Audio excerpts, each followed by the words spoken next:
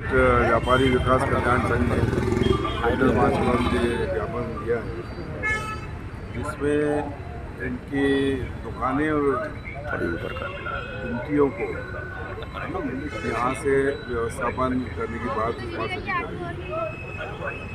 कल प्राक्कलन समिति की बैठक है,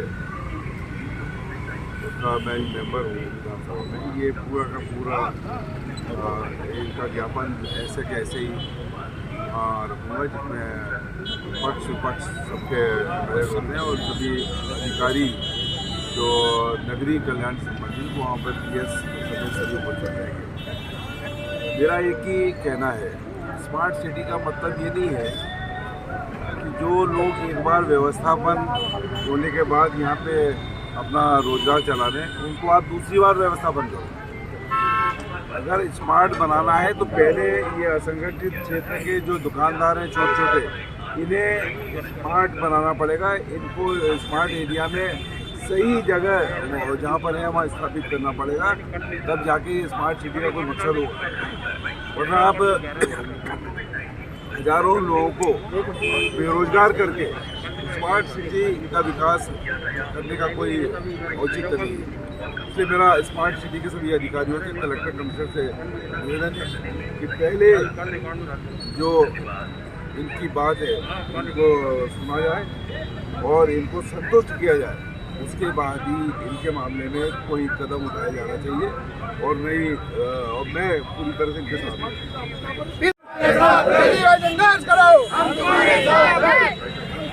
मैं त्रिभुवन मिश्रा, दशहरा मैदान व्यापारी संघ का अध्यक्ष। हम लोगों की समस्याएं ये हैं कि विगत 4 वर्षों से स्मार्ट सिटी की दमनकारी नीतियों के चक्कर में हम लोग ना तो अपना व्यापार कर पा रहे हैं और ना ही अपने व्यवसाय को आगे बढ़ा पा रहे हैं। अभी पिछले कुछ दिनों से इन्होंने पेपर में निकाल दिया कि हम दशहरा मैदान को यहाँ से शिफ्ट करना चाह रहे हैं, कितनी दुकानें। अब ये 40 साल पुरानी दुकानें हैं, किसी की रोजी रोटी उसी से पूरी चल रही है, किसी के घर यापन पूरे चल रहे हैं। और इस अगर दमनकारी नीति को आगे बढ़ती है तो कम से कम 20,000 आदमी जो कि जिनके घर परिवार यहीं पे आसपास लगे हुए हैं और जो बहुत दूर दूर से भी आते हैं, करोड़ों का इन्वेस्टमेंट है। हम लोग जो है तमाम तरीके के टैक्स और कर सब दे रहे हैं, उसके बावजूद भी स्मार्ट सिटी के संज्ञान में लाने के बावजूद भी कि ये इलाका पूरी तरह से व्यावसायिक क्षेत्र में है, इसको उन्होंने जाने किस रूप में ले रखा है और इसके ऊपर अपना बुलडोजर चलाने की तैयारी में है।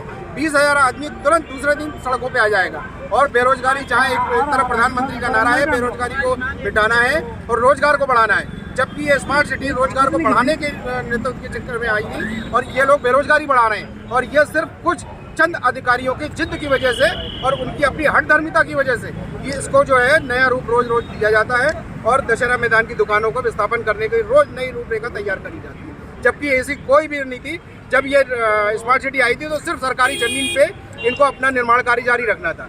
अब उसके बाद ये लोग धीरे धीरे दशहरा मैदान को बढ़ाना चाहते हैं। हमने कहा ठीक है, आप दशहरा मैदान बढ़ा लीजिए, दुकानें तो वैसे भी सब बाउंड्री पे, आप चारों तरफ बाउंड्री बनाइए, एक मार्केट बनाइए और मार्केट में दुकानें अलर्ट कर दीजिए।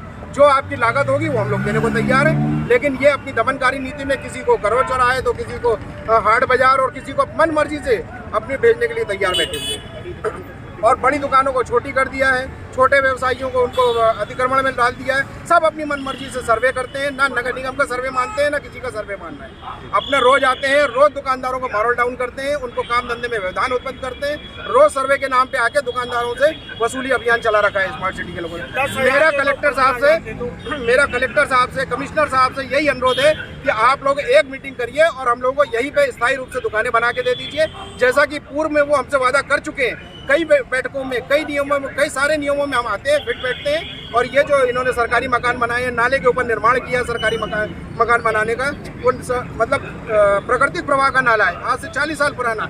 नगर निगम उसका मेंटेनेंस करती थी, उसको कहते हैं हमारे खसरे में नहीं, और उसके ऊपर 16 मंजिल बिल्डिंग बना दी, वो इनको दिखाई नहीं पड़ता। और जो स्थायी रूप से बैठे हुए हैं वहाँ दुकानदारी कर रहे हैं, आज 40 वर्षों से अपने घर का व्यवसाय कर रहे हैं और किसी प्रकार का कोई भी नगर निगम से कभी भी कोई शिकायत तक नहीं करी दुकानों के बारे में। इन्होंने पीछे मैदान पे कम से कम 1.5 महीने तक इतनी ब्लास्टिंग करी है, डायनामाइट लगा के मकान तक थर्रा गए वहाँ के, लेकिन किसी ने भी कोई शिकायत नहीं करी जाके कि साहब हमको नुकसान हुआ है। और उसके बावजूद हम लोगों की दुकानें भी हम लोगों ने अपने पैसे लगा के उनको मेंटेन करा। अभी हमने 1.5-2 लाख रुपए लगा के अपनी दुकानों को मेंटेन करा और अभी इन्होंने 15 दिन पहले पेपर में निकाल दिया कि साहब हम आपकी दुकानें विस्थापित करेंगे। अब जमे जमाए बिजनेस है, हम लोग यहाँ से हर प्रकार का GST भर रहे हैं, सारे नियम कानून कर सब कर रहे हैं। एक एक दुकान पे कम से कम लाखों रुपए का लोन है लोगों का, लाखों रुपए के लोगों उसमें दबे हुए, कर्ज से दबे हुए। कोरोना काल चल रहा है, 3 साल से लोगों को बेरोजगारी का एक तरह से वैसे ही माहौल बना हुआ, उसके ऊपर से ये स्मार्ट सिटी की दमनकारी नीतियाँ हम यहाँ इन्होंने लैंड यूज तक बदल रखे हैं अपने, जो कि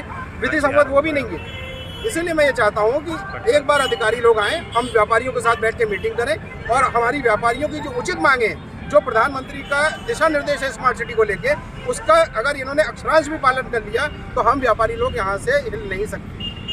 अगर